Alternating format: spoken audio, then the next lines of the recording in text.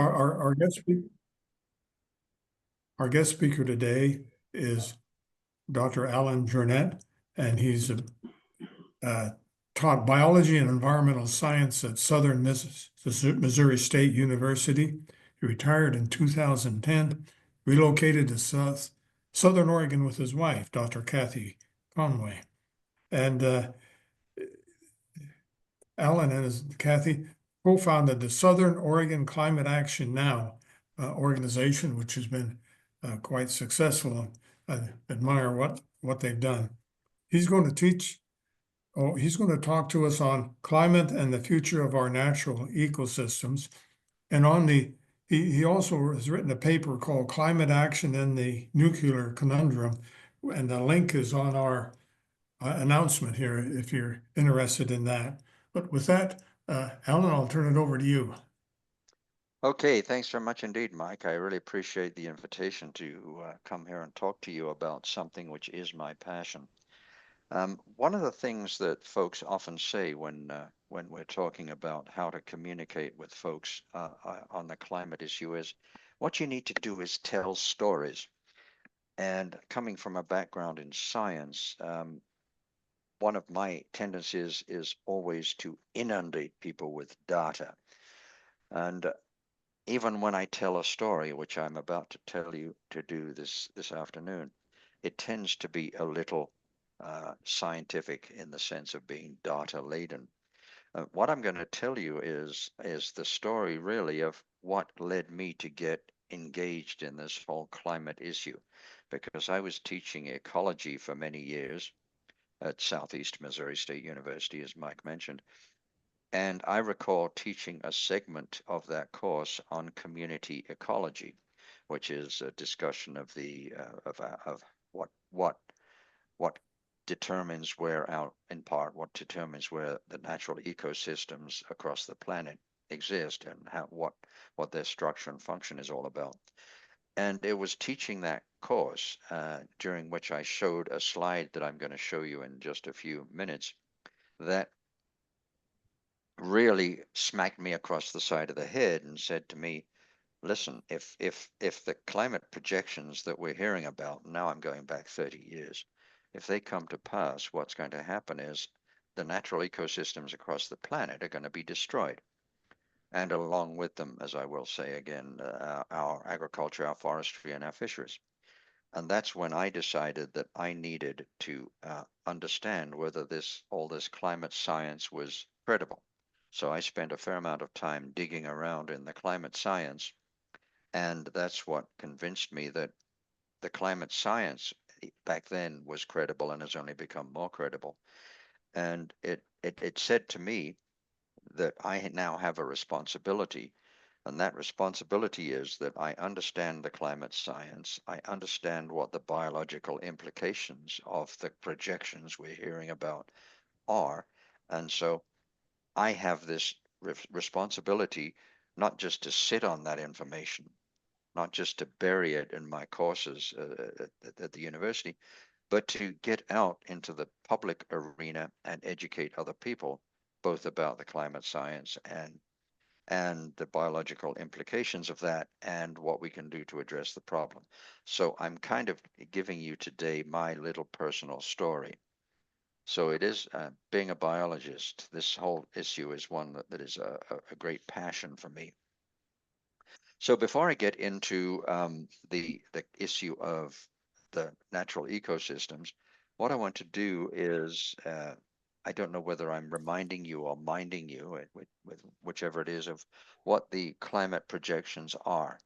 And what I'm going to do is show you a couple of slides which suggest what the future holds for Oregon in terms of mean temperature as we go into the future. And what you're looking at here is a graph that comes from the U.S. Geological Survey. And what the U.S. Geological Survey has done is taken the latest models and developed a composite of the models and reported what our historic patterns have been like and what the future looks like. And they're doing it in terms of these what are called, well, that's let me put a couple of lines in here. that's where we are now. And these models have been around and been summarized for quite a number of years, such that we actually are able to look at what the temperature trends have been over this period of time and compare them with what the models have been predicting. And we'll see what that does. So what we're doing is looking at what are called shared socioeconomic pathways. The Intergovernmental Panel on Climate Change and modelers over the years have used a number of systems of scenarios. This is the one that's being currently used. The most recent past system was based on what you might have heard of as representative concentration pathways, which referred to the concentration of greenhouse gases in our atmosphere and what their implications are for climate. Now, the latest IPCC report deals with shared socio-economic pathways. So we're now looking at what are called SSPs, and they essentially follow the same system as the RCPs from previous intergovernmental panel reports. So what you're looking at here are three specific models. So I'll explain what they are very quickly. The lowest line on this chart, which is this line, is called Shared Socioeconomic Pathway 245. It's actually Pathway 2, and it represents the RCP 4.5 from previous situations. This scenario assumes that we take some profound steps to address the trajectory of greenhouse gas emissions that we're on. As you can see, the projection as we go into the future will cause Oregon, on average, to experience a rising temperature compared to the 1981 to 2010 era of over 5 degrees by the end of the century. The Shared Socioeconomic Pathway 3, which is basically the Representative Concentration Pathway 7.0, clocks in here, and that's the orange line. And you can see we also have the 10th to 90th percentiles illustrated by the color pattern on the graph. And then the worst case scenario here is the shared socioeconomic pathway called 5, which is equivalent to the representative concentration pathway of 8.5. When this one was first developed, it was described as the worst case scenario because it made the assumption that we absolutely did nothing to adjust the trajectory of increasing fossil fuel use and greenhouse gas emissions that we're on. Unfortunately, when you look at what we have experienced during the period of time when these models have been in effect, it appears that we are actually following what was then called the worst case scenario. And so you will come across this particular shared socioeconomic pathway. You'll come across it described as the business as usual scenario because we seem to be following it. We don't have to be following this scenario. We could be a lot smarter, as the other models suggest. So when we look at what the business as usual or worst case scenario suggests about the temperature during the course of the century for Oregon overall on average, what we're looking at, as you can see, is potentially an increase in temperature of something like little over 10 degrees Fahrenheit between the 1981-2010 average and the end of the century. And this is the kind of temperature increase that has, I think, most ecologists really troubled. Now, I'm not going to keep coming back to this graph, but I want you to bear in mind that this is the trajectory we seem to be on. an increase of something like 10 degrees Fahrenheit above the temperature at the beginning of the century by the end of the century. And I often say to people when I'm talking about this, I say, you know, a lot of people say to climate activists, you people are just alarmist. And my response is, if you understood what the trends are, you would be alarmed. Let's have a look now, the same USGS source, but now we're looking at Oregon precipitation. And let's put the where we are line in there. And sorry, I've gone too far. What you can see here is that historically, and as according to the projections into the future, the average precipitation for Oregon on the whole is not changing very much, if any. And indeed, what we tend to see is the precipitation annually is quite variable, as you can see here. And as we go into the future, it continues to be variable, but on average, it isn't going to change very much, maybe a slight increase. But that is probably a function of increasing precipitation during the winters with drier summers.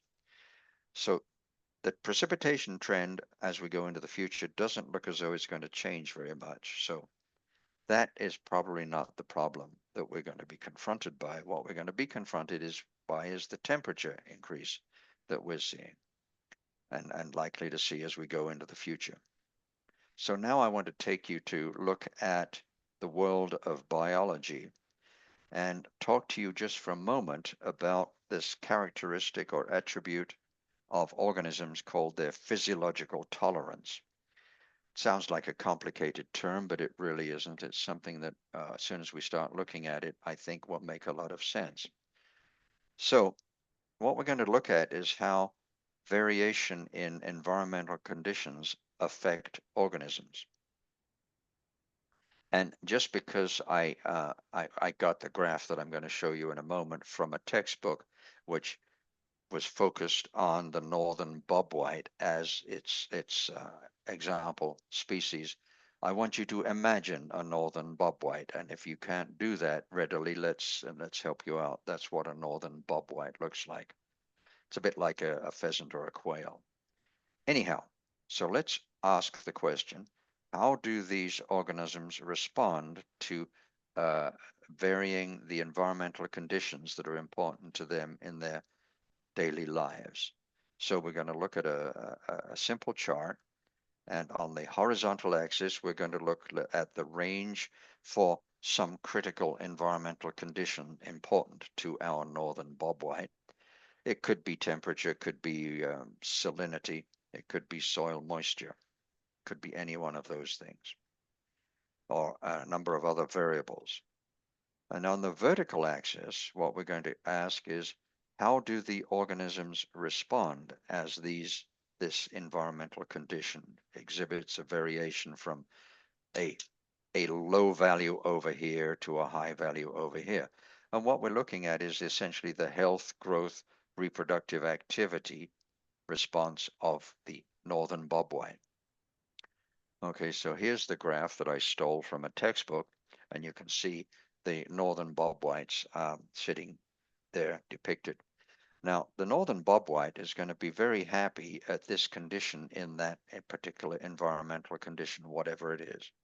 So that's where that organism is going to be at its greatest fitness. So we would describe that as being the optimum condition for that particular variable for the northern bobwhite. Now, as we go away from that optimal value, what we're going to find is the northern bobwhite is not quite as successful. It might be able to exhibit growth, but maybe it doesn't have the ability to reproduce as the conditions depart from that optimal. And as we go further away, the organism may well be able just to survive, but it doesn't have conditions appropriate to exhibit even growth. And if we go further out than that, what we have arrived at is the zone of intolerance of our northern bobwhite for that environmental condition. And I think you can, I think this makes sense. And if you would like to do it, you can think of yourself and think of yourself and how you respond to variation in temperature. And you will realize you have an optimum external temperature. And as the temperature varies from that, you feel less and less comfortable. You might be able to survive if it's quite different from that. But then there's going to be a point when that variable is either it's going to be too cold or too hot for you even to survive. So that puts that variable outside your zone of tolerance. So this is simply measuring the physiological performance of the organism, growth and development and reproductive activity, for example. Now, what I have described to you is how our northern bobwhite, in this case, responds to the variability in a given environmental condition. If we can map, if you like, all the environmental conditions that are important to the northern bobwhite, and we can imagine a graph like this for each one of those conditions, it's obviously going to be a multi-dimensional graph. So now what we have defined is what's called in ecological terms the niche or niche of that organism.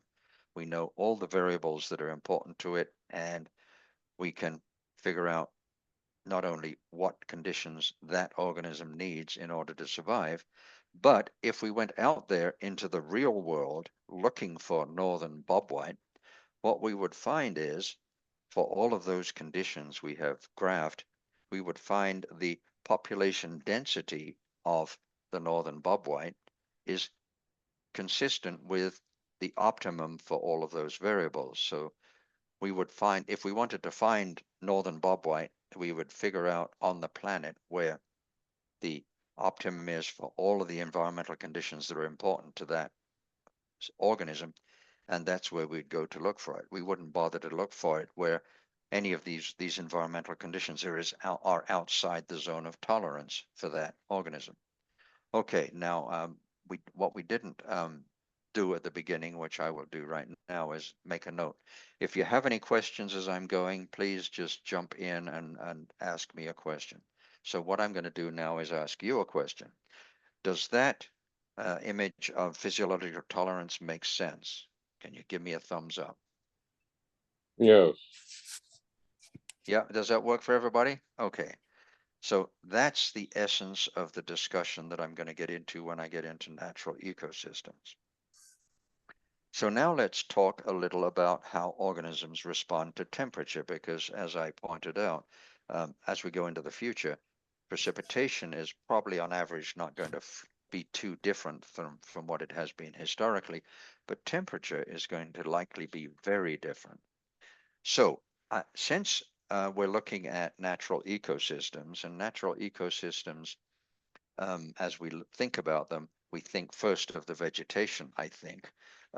Particularly, we probably think of grasslands, woodlands, forests. So we're thinking of plants. And plants are what we call ectotherms. I'll get to that in a second.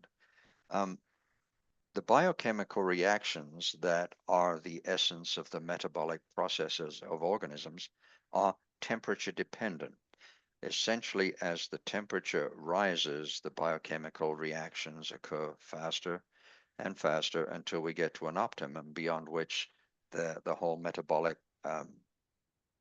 reactions of the organism close down. I'll talk about that again in a second. Organisms are essentially, in terms of their temperature relationships with their environment, of two kinds. One kind are ectotherms. I mentioned that a moment ago, and now I'm explaining what I mean. Ectotherms are organisms which obtain their body heat from the environment. We tend to think of these as cold-blooded organisms or cold-blooded animals like worms, snails, insects, crustaceans. And all plants are ectotherms. We don't probably think of plants as being cold-blooded, but essentially they are. And so they are dependent on the external temperature for their internal biochemical reactions. The other group of organisms are endotherms. These are organisms just like us, mammals and birds, which we generate our own heat, and that heat that we generate is what essentially drives our metabolic processes. So I'm going to focus on ectotherms for the reason I just mentioned, because natural ecosystems are essentially plant dependent, and plants are ectotherms. So let's have a quick look at how the ambient temperature, body temperature, and metabolic rate, how those are related in ectotherms. The first example, we'll look at how ambient temperature influences the body temperature. And probably it'll make sense for folks to realize that that's pretty much a straight line. As the ambient temperature rises, the body temperature of the ectotherm rises. Now, how does that influence then how does the body temperature then influence the metabolic rate of the organism, the growth, health, development of that organism? And the answer is essentially it rises up to that optimum, beyond which it collapses. And essentially the reason for that is because the metabolic processes, the metabolic reactions in organisms are mediated by catalysts, which are enzymes, and enzymes are protein. And as the temperature rises up to that optimum for whatever the reaction we're looking at is, the reaction speeds up. But once we get beyond that, those enzymes which are driving that reaction become denatured. And you can imagine readily, I think, what I mean by denaturing if you consider what happens to a side of meat, a slab of beef when you cook it, or an egg, right? It gradually, as it heats up, it solidifies and it's no longer functional. So that's essentially what happens, and that's why as the temperature rises beyond this optimum, very quickly the metabolic rate drops, because the organism, those reactions just don't occur. And of course, the consequence of this is death. Now, if we look at the distribution of, I'll use yellow birch as an example, what we find is the distribution range of the species is limited, and in this case, it's limited by temperature. So up here, there are too few warm days in the year for the yellow birch to grow and survive. And down here, it's just too hot. And so what you can see is temperature is a profoundly limiting factor on this exemplar, the yellow birch. So now I want to take you into natural ecosystems, and just to remind you what I'm talking about. Obviously, biologists like to coin terms, just like all scientists, to define things in their world so that people who are not biologists don't necessarily understand what we're talking about. And so we use the term biome, which is, you can think of the term biome exactly as analogous to the term natural ecosystem, synonymous. So let's look at a range of natural ecosystems of biomes, and this is kind of what I'm going to be talking about in just a moment. And over here we can see boreal coniferous forest, deciduous forest, and tropical rainforests. Down here we have grasslands, tundra, and savanna. And what you might be able to see is, to get a photograph of savanna, I had to go to Africa. So you can see the giraffes in Africa in the savanna. And then there is desert.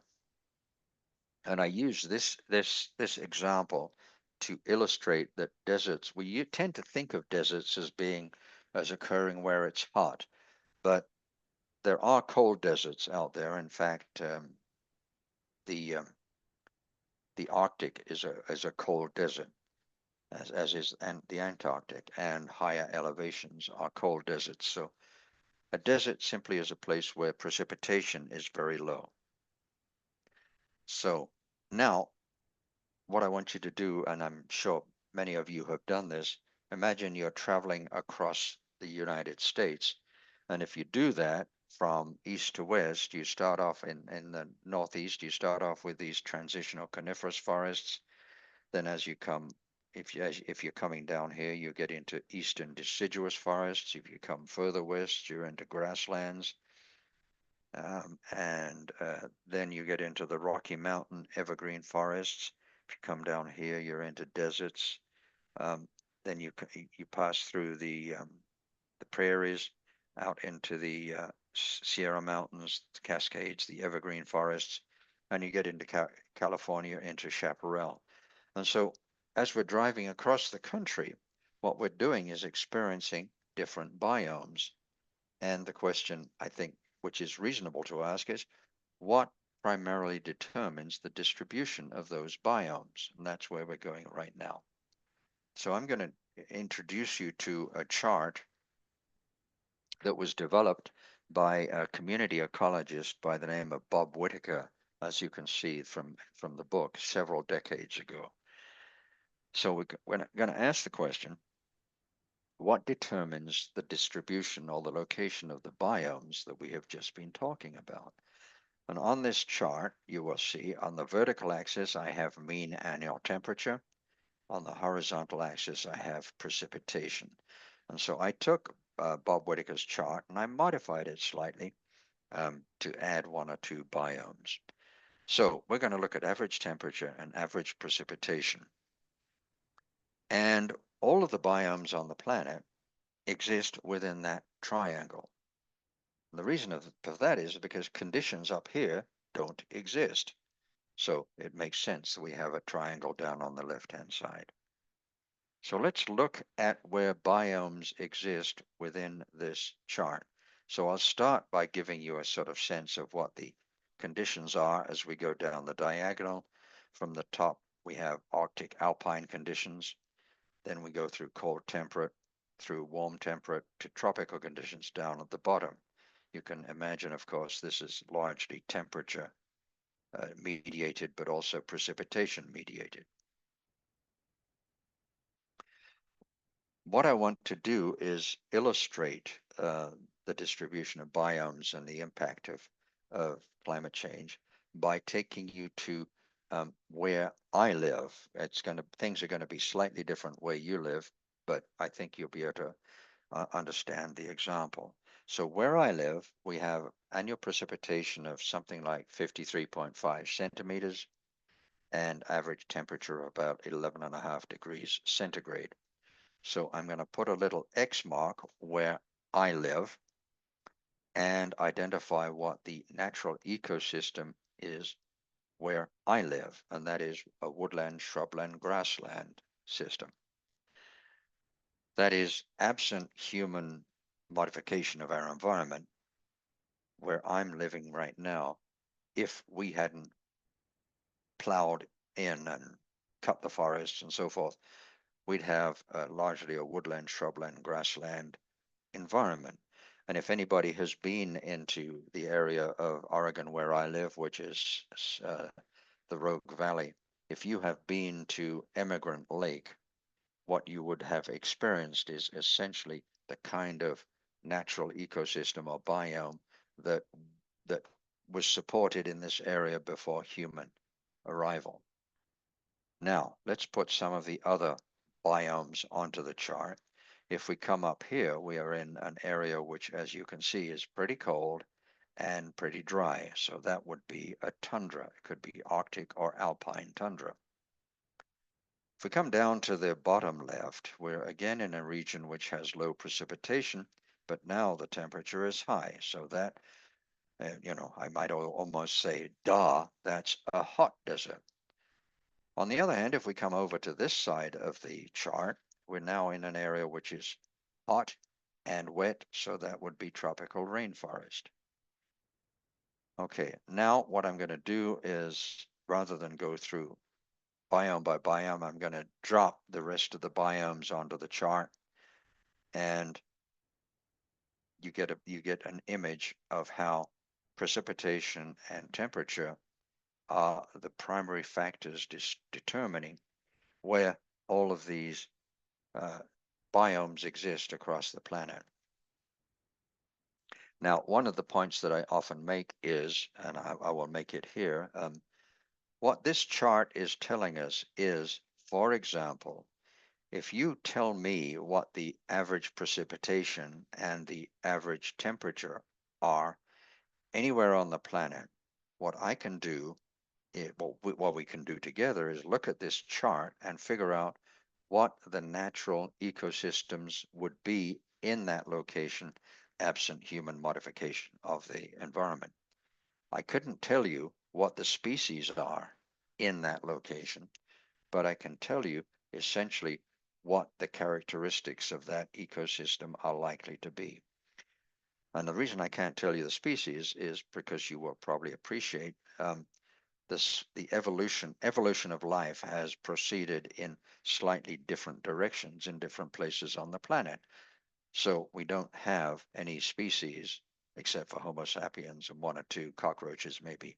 We don't have species generally that live everywhere on the planet. They are limited geographically by their history.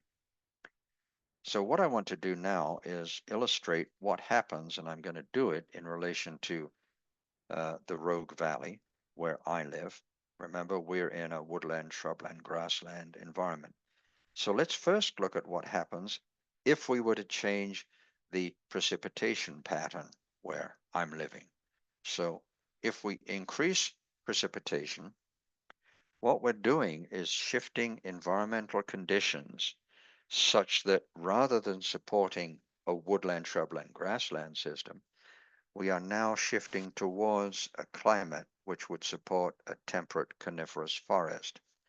And if you've spent any time in the Rogue Valley, and if you have been from here, driven, for example, up Crater Lake Highway towards Crater Lake, you will have experienced how the natural vegetation changes as you go up in that direction, because you're exactly doing this. The precipitation is picking up, and we're shifting into a climate that supports temperate coniferous forest.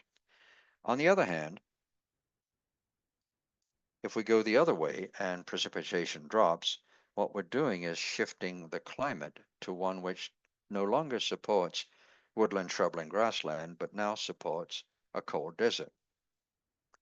So that's how precipitation changes would influence the biome or natural ecosystem of the Rogue Valley. Now, the point that I was making a moment ago was precipitation probably overall is not going to change too much, but we've seen from the charts how temperature might well be changing as we go through the century. So if we increase the temperature, what we're doing is shifting the temperature to a condition which no longer supports that woodland, shrubland, grassland system, but now takes us towards a hot desert or a savanna kind of climate. Let's go the other way. If the temperature were to drop, then we'd be shifting towards a temperate deciduous or boreal coniferous forest. That climate would support those biomes. Now, it's important for me to stress that I'm describing the biome as though biomes can change, but I'm going to just change their characteristics. But that's not reasonable, as I'll point out in just a few minutes. But this illustrates the problem. And the point, and this was the chart I mentioned a while back. I was teaching this particular chart to my students. And that's when I thought, geez, now those climate predictions we're looking at are well in the range of changes that can shift the climate away from the climate that supports these biomes across the planet. So what happens then? And I'll talk about that in just a moment. Now, I've made the assumption, and it probably is a reasonable assumption, that most people probably realize that as we move up in altitude or away from the equator in latitude, what we're doing is considering a parallel change in climatic conditions.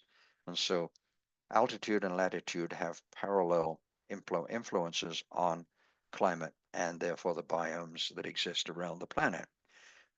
So if we start at the equator or at low elevation, we're in tropical rainforest. As we move north or up in elevation, we'll get into temperate deciduous forest, then into coniferous forest or taiga. Then we get up into tundra and up into alpine or polar ice. And I'm guessing that that makes a lot of sense to most people, and that I probably didn't even need to talk about that because most people who've been around the block appreciate that pattern. Let's have a quick look at the biomes of the world, and I'm hoping you can just about read the legend here. Not surprisingly, we start from the equator where we have tropical rainforests, and as we go away from the tropical rainforests, we get into temperate forests and then and deserts and so forth. And so that's where the biomes across the planet are arrayed, largely as a function of the climatic conditions that I've talked about. But there's another factor that's important in the distribution of natural ecosystems or biomes, and that's the soil type, because natural ecosystems, in fact, generate the soil type which is beneath them, and that's critical to them, as it is critical to agriculture. Now, the next thing, and this is something that occurred to me as I was teaching that segment in ecology, and now I will say that I think I have this somewhat apocryphal memory that there was like one semester I was teaching the course and suddenly it hit me what was going on, but it probably came to me gradually over the period of a few semesters. But not only does this climate influence where these biomes exist and therefore where the flora and fauna or biodiversity of the planet exist, but it's important for us to realize that our agriculture, our forestry, and our fisheries are dependent on the same variables. And so just as we are in danger, as I will submit, of destroying our natural ecosystems, we are in danger of destroying our agriculture, our forestry, and our fisheries. And this is where I will say, if somebody doesn't think that those climatic projections are alarming, if they don't think they're alarming, they're not understanding the consequences. Some years after I came to this realization, a colleague of mine introduced to me to a paper which was written by two characters called Williams and Jackson. And you can see by now this is a pretty old paper. It's 18 years old now. But this illustrated to me what was concerning at the time, and it really depicted the problem. These guys were ecosystem modelers, and what they did was take what was then called the business as usual scenario. They looked at what would happen if the carbon dioxide concentration of the atmosphere reached 850 parts per million. And then they looked at another scenario where things weren't quite as bad in terms of carbon dioxide, only 550 parts per million increase. What you might well appreciate is we are in a situation now where we have recently crossed 400 parts per million. And so we're definitely on an upward trajectory in terms of carbon dioxide and carbon dioxide equivalent concentration in the atmosphere. Now, I'm going to show you two charts of the global land surface where we're going to look at the probability of biomes existing under these two future conditions. And if you see an area in red, what that means is the probability of those biomes existing under these two conditions is 0. Whereas if you see a color in blue, it means the probability is 1. So that's okay. But I want you to focus on where the probability is 0. When they conducted this study, they looked at it 2 ways.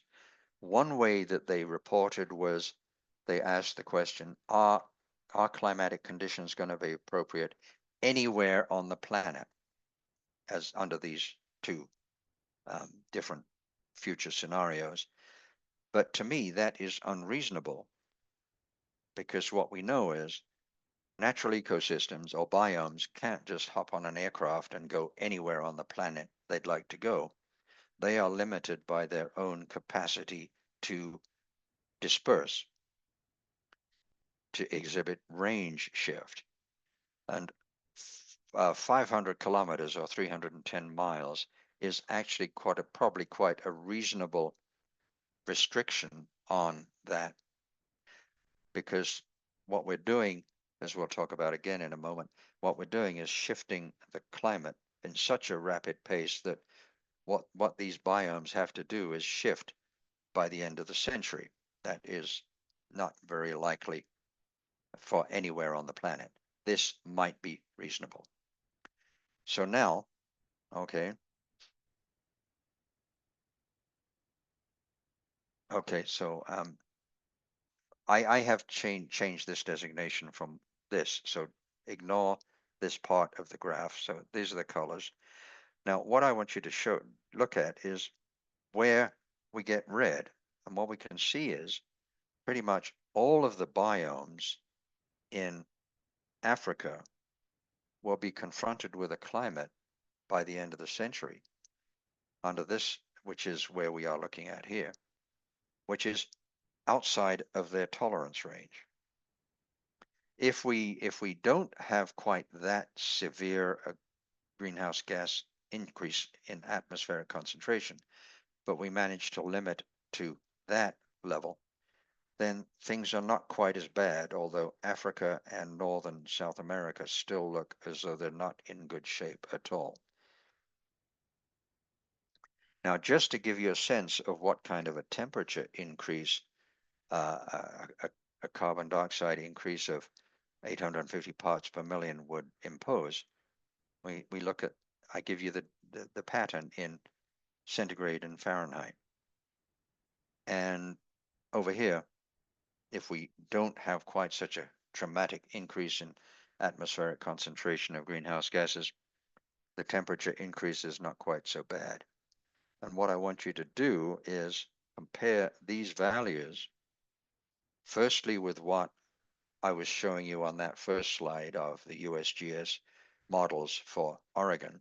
And I think you'll recall that Oregon is likely to be experiencing this kind of a temperature increase by the end of the century compared to that 1980 to 2010 average. And then consider the Whittaker chart that I showed you and imagine what that kind of a temperature shift means for the natural ecosystems of Oregon.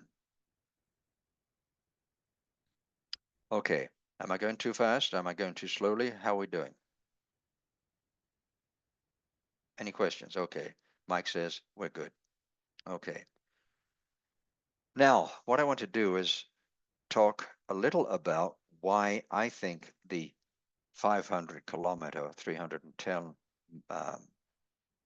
models are more realistic than the anywhere on the planet models.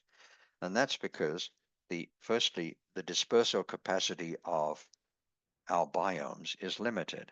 And what I'm doing now is showing you where the pine cones fall underneath a ponderosa pine tree.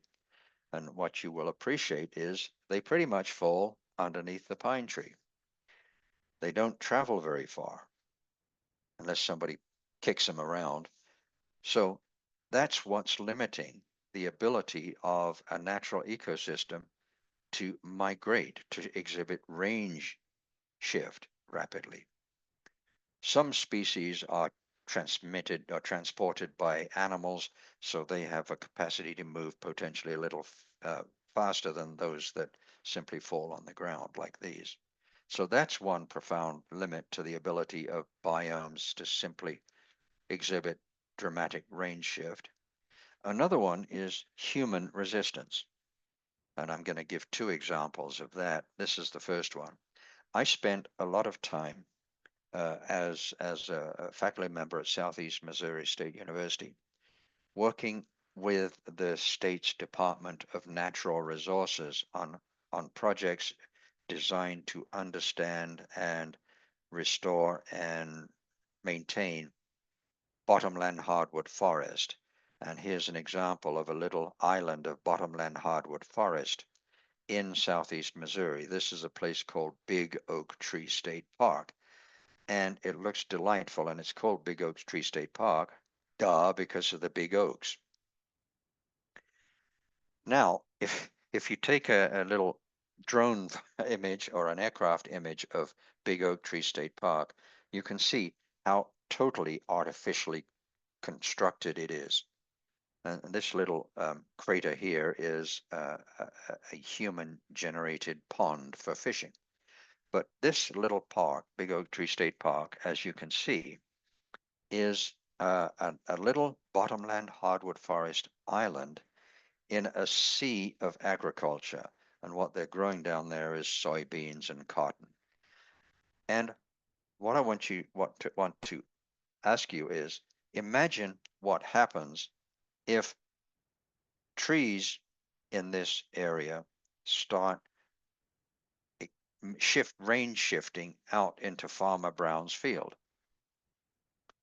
First thing Farmer Brown does is plow them in. So this agricultural land stands as a barrier to these species, a barrier to their ability to exhibit range shift. Now, the other barrier that we impose on natural ecosystems is our human infrastructure. I used to use examples from St. Louis's expansion, but I decided since I'm now in Oregon, I should use Metro Portland. And so there's Metro Portland in 1956, 79, there's the boundary, and 2023. And so you can see what's happening is our cities, our infrastructure is expanding and becoming its own barrier to the ability of natural ecosystems to exhibit range shift. So we stand in the way of those natural processes that might allow natural ecosystem to exhibit any kind of a range shift. And that again is why I think that limit of 500 kilometers or 310 miles is a reasonable model to look at and ask, what's the likelihood of the climate supporting these species as we go into the future? Now, a lot of people will say, well, these ecosystems can evolve. And the point is, and I did make this point a little earlier, but I want to come back and stress it. This is a chart of global temperature in degrees centigrade over the multi-millions of years of the planet. And you can see, indeed, the temperature has, over that period of time, exhibited a substantial adjustment. And since this is happening over the period of hundreds of thousands of years, natural ecosystems, living organisms, have the ability to exhibit natural selection and evolution and adapt to the changing environmental conditions. But the rate at which we're changing the climate is such that evolutionary process simply doesn't have time. Now, I've made the case that we shouldn't just be asking the question, what's happening to natural ecosystems, but also ask, what does this mean for our agriculture? And I use the example of grape varietals to illustrate this, because Greg Jones, who used to teach at Southern Oregon University, is not only a meteorologist, but he's also, he now is the manager owner of Abasella Vineyard in Roseburg, and so he's very familiar with wine varietals. And what he has done, particularly in relation to species in the Willamette Valley, he's developed this chart of optimal growing season conditions for various varietals of grapes. And it turns out that historically the rogue climate was in this range here. And so Pinot Gris and these cooler temperature wines were what was being grown historically. But if we go out into the future, the problem is climatic conditions are going to likely be up here. And so the grape varietals that were grown are no longer going to be under their optimum conditions. And as we go into the future, and what's been interesting is as you visit vineyards in the Rogue Valley, what you find is more and more of them are growing Cabernet Franc, Tempranillo, and Merlots, warm growing season wines. So this chart of the optimum temperature growing season temperature condition for grape varietals is just an example of how agricultural folks are going to have to recognize that the varietals of whatever crops they're growing, they've grown historically, they're going to have to consider shifting their varietals to warmer growing season species or varietals. In fact, we do have a character down here by the name of Chris Hardy, who is doing something very similar to this with grain varietals. So he's been experimenting with bringing grain varietals from hotter, drier parts of the world into this region and experimenting with their growth to see how they do. And he's finding some of the drier, warmer growing season varietals are doing very well in this part of the world. So this illustrates an agricultural problem. Now I want to talk about forestry implications, and I'll do that with reference to Douglas fir. Now, the historical distribution of Douglas fir is illustrated here. As you can see, this is depicting the state of Oregon. And the deep burgundy color means that the climatic conditions for the Douglas fir are optimal, because that's where they do well or have been doing well. Now, if we go into the future, let's say by the end of the century, where are climatic conditions going to be appropriate for Douglas fir? And you can see the climatic conditions for the Douglas fir are dramatically reduced. And I'll stress this little legend is illustrating that from the deep burgundy red color down to the greeny yellow and then the gray. What we're looking at is optimum, suboptimum, and climatic conditions are no longer appropriate. And we're actually seeing this down here in the Southwest Oregon now, and I think folks across Oregon are experiencing this also. What we're getting down here is a substantial amount of Douglas fir die-off. In fact, my wife and I'm sitting on 20 acres of forest as I'm speaking. And over the last 5 or 6 years, we have seen vast numbers of our Douglas firs just expire. The climate is shifting out of their range is one major element to that problem. Another one is that climatic conditions are becoming much more hospitable to a whole bunch of bark beetles. And so stressed trees are becoming subjected to bark beetle damage. So let's have a look at some of the other tree species in Oregon and make the same comparison. Lodgepole pine, historically Sitka spruce and western hemlock. Let's go to the end of the century. Now, lodgepole pine, by the end of the century, Oregon is likely to be outside the climatic range for lodgepole pine. Same for Sitka spruce, and the western hemlock dramatically reduced. There might actually kind of interestingly be areas in the northeast where climate is appropriate for western hemlock, whereas it isn't now. But this is what we're seeing with numbers of tree species. How about Engelmann spruce and subalpine fir? So these are higher elevation species.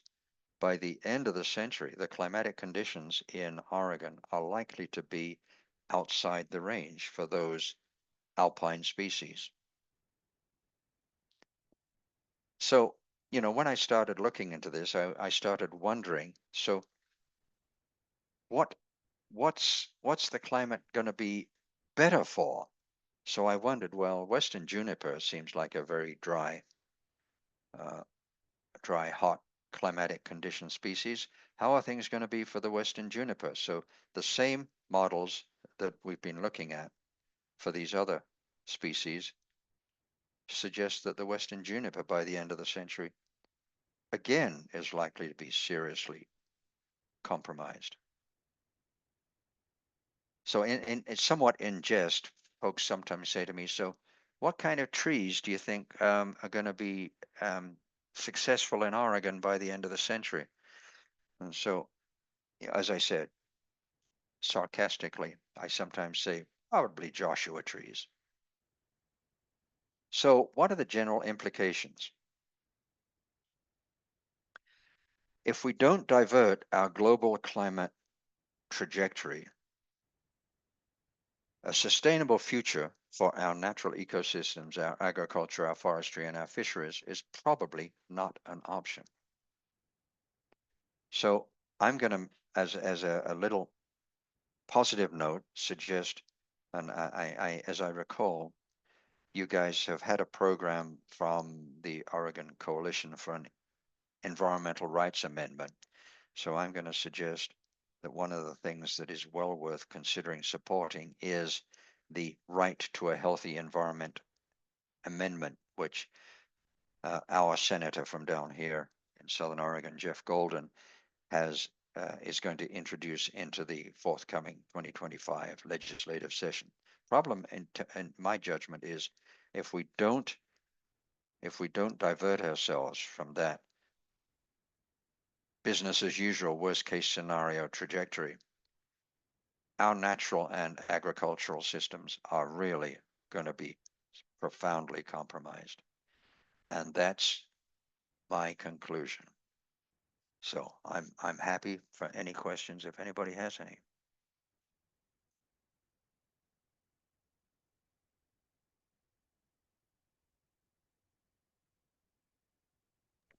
I think you're talking, Mike, but you It's about 1 o'clock, but I think we have time for a couple of questions. If I can do it. okay. During this pause, this is Tracy Farwell. I'm trying Hi, to Tracy. trying to get rid of my full screen so that I can put a link. Oh, in. let me stop sharing so we can all see one another. How's that? Well, I'm not presentable, so you can't see me anyway. All right. I'll take your word for it.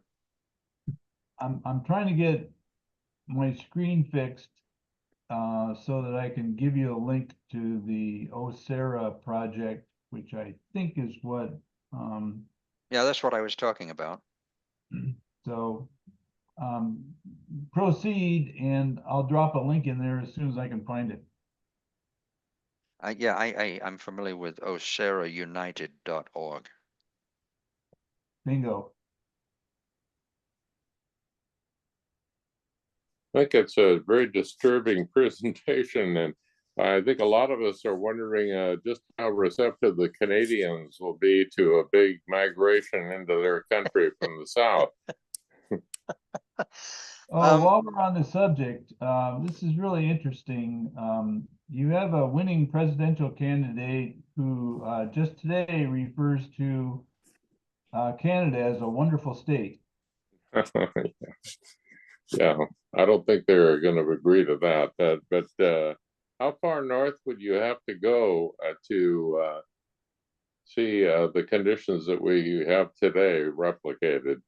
Well, that's a difficult question. One of Under the things that I sometimes talk about when I'm using the grape varietal example is the by the end of the century, the optimum place for growing grapes in Oregon, I'm sorry, in the United States, is going to be northern Montana.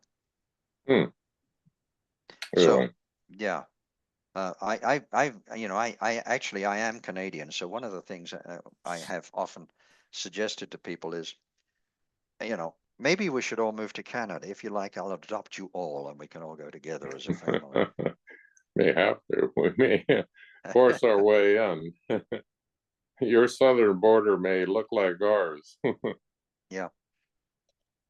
Or Canada's may. So it might be well advised to position ourselves to buy land in Montana then.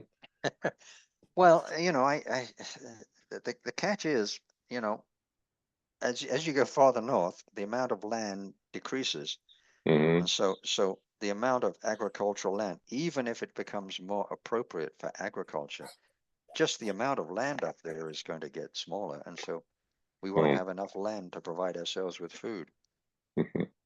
So, I mean, I would say our best bet is to alter that climate trajectory we're on. I don't have the ready answer to how we do that when we have just elected somebody who denies science. If you look at the chart that showed temperature over long periods of time, we're in a very cool period right now relative to historical norms. Oh yeah, Right? we're in what's called the ice house phase if we go back historically. But are we able to alter able to actually keep the conditions that we have had? Is it realistic, or will nature overwhelm us and revert to a warmer climate as has happened in the past? Okay, yeah, there are two time scales I think that it's important to look at. If we're looking at the multi-millions of years, which is where the global transition from hothouse to icehouse phases has occurred, that's one thing. None of us are going to be alive by the time we come out of the current icehouse phase. But on a shorter time scale, if we think in terms of our glacial interglacial periods, these have all occurred within the current icehouse phase in terms of that long-term global phenomenon. Several 100,000 years. Yeah. Yeah, so what we are, in terms of the major driving factor for the ice age interglacial sequence is the Milankovitch cycle or series of cycles. And what they are doing naturally is actually sending us into another ice age. So we've experienced the optimum of our interglacial period, and we should be going colder and colder. Mm-hmm. And so again, a question that sometimes folks ask me was, so what percentage of the global warming that we are seeing do you think is caused by human activity, our emissions of greenhouse gases? And when I was first asked that question, it kind of stumped me, but I reflected on it for a while, and I finally came to the conclusion. The answer to that question is over 100%. And that's because in addition to countering the decreasing temperature of the planet, we have actually done the opposite. How can I do this? We've actually caused the temperature to rise. So our behavior has caused over 100% of the warming. It's negated the cooling and caused the warming. So what we desperately need to do is to not continue that trend, because it, as I hope I've demonstrated, not happily, but that is not going to be good for our natural ecosystems or ourselves. And you know, you're correct when you say that wasn't a very optimistic presentation. And that's why, you know, that's why I said a couple of times, you know, if you're not alarmed by the current trajectory we're on, you're not paying attention, or you don't understand its implications. Alan, we just about running out of time, but we have a couple of chat questions. Okay. Do you want to read them? Sure. Well, one is the Oregon Coalition for an Equal Rights Amendment. Yes. How That was did you Tracy, get- yeah. Yeah. And then are you okay for waiting for legislatures to catch up with the obvious risk? I'm not okay with it. No, I mean, Yeah. you know, I'm becoming increasingly pessimistic. Yeah, understood. But my response to that is, we have to maintain our optimism, because the alternative is just not acceptable. Right. Back in the 70s, I know it was kind of the conventional wisdom was that we're in this interglacial period and we're going to be getting much colder in the future. And of course, we've thwarted that by ejecting all of the greenhouse gases into the environment. Now, if we had not done that at all, might we get into an equally inhospitable cold weather environment? You know, maybe we should be using greenhouse gases to moderate changes in climate. I'm not saying where we are today is a good place, but I'm saying where would we be have we not interjected any greenhouse gases into the environment? We'd be equally unhappy with the cold weather direction we'd be heading in? I think that would be probably from the opposite angle, reasonably alarming also. And you're exactly right, because what was happening, interestingly, you know, I just mentioned that Milankovitch series of cycles, which are what really drive the glacial interglacial periods. The character who came up with that, whose name, big surprise, is Milankovitch, he developed the idea of these orbital patterns influencing the glacial interglacial period. He developed that idea back in the 1930s, and for something like 30 or 40 years, Earth scientists thought this idea was preposterous. But it wasn't until actually the late 60s, early 70s that the Earth scientists started to realize that what Milankovitch had been saying actually was what is likely to have been happening. And so that's when the Milankovitch cycles were being accepted, and it was revealed that were then indeed in a cooling period. But the climate scientists and earth scientists and so forth, while they acknowledge that, they didn't start talking about how we're going to be cooling, because they could see the data was showing the opposite trend. What happened back then was, I think it was Time and Newsweek started covering this major scientific realization, and they started telling people across the globe that we're in a cooling phase. And people read that, but ignored the fact that actually the temperature was warming. Ellen, I just got a notice here from my computer that the computer charge is running low. I guess I didn't charge it correctly. So if I disappear. Oh, okay. Well, what do we got? We got 1:15. Yeah. Maybe time to wrap it up. Do you got anything else that you really need to say, Alan? Tracy reminded folks of the Healthy Environment Initiative, which is seeking to adjust the Oregon Constitution to provide healthy environment as a right. Yeah, right. And I certainly think that's a good idea. Okay. Well, if I could, if I could have another 15 words,